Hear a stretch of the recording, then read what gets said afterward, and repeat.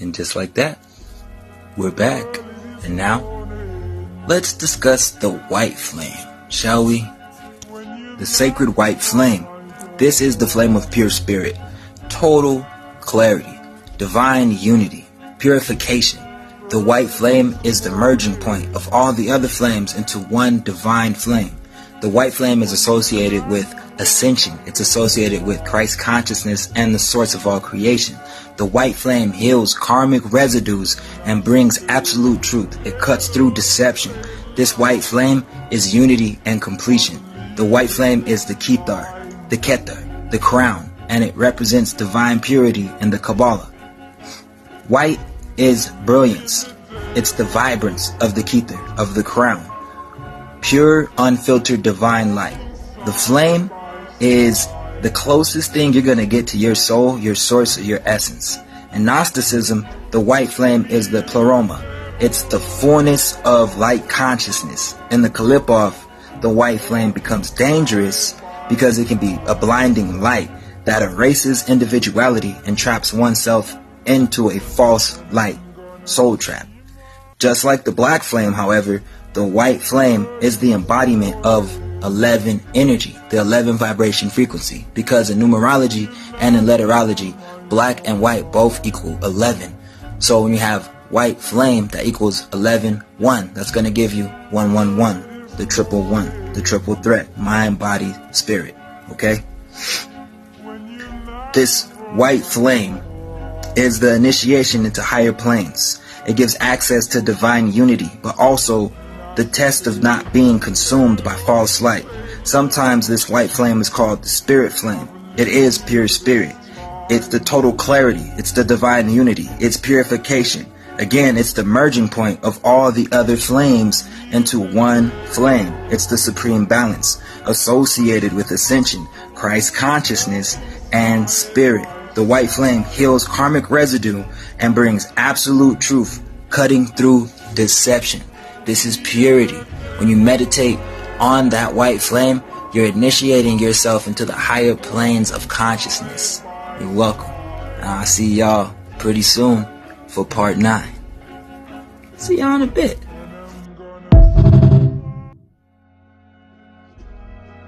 Students, we're back. And we're back with part 10 of the sacred flame. Now, we're going to talk about the violet flame. Let's dive into it. Now, in occult circles, in Gnostic circles, in Hermetic circles, the violet flame is the most well-known flame of all the flames. It is the flame of transmutation. It's the flame of forgiveness and karmic release. A gift left from Saint Germain for humanity.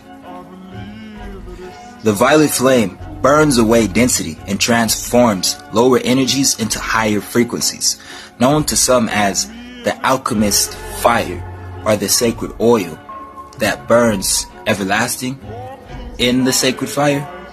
That's actually the violet flame. The violet flame is transmutation. It's rebirth. Okay? The violet flame is connected to transformation, ascension, and alchemy. In Hermetic principles and in the Kabbalah, the violet flame sits at the crossroads between red and blue, the masculine and feminine, the keepers of the fire and the keepers of water. That is the alchemical union, the spiritual equilibrium. In Saint Germain's teachings, the violet flame is the transmutation of karma, the purification of the lower self, and liberation. It's freedom, basically.